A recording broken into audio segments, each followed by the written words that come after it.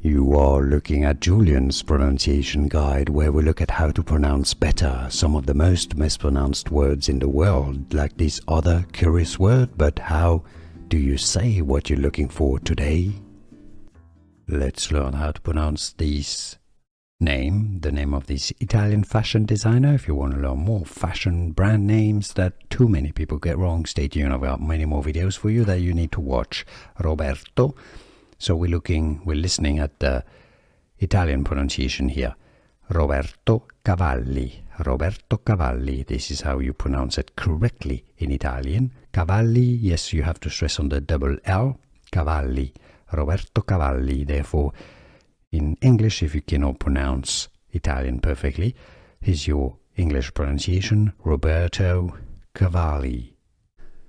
Here are more videos on how to pronounce more confusing words and names too many mispronounced. Like this video if you found it useful. I appreciate your support. I'll see you soon and thanks for watching.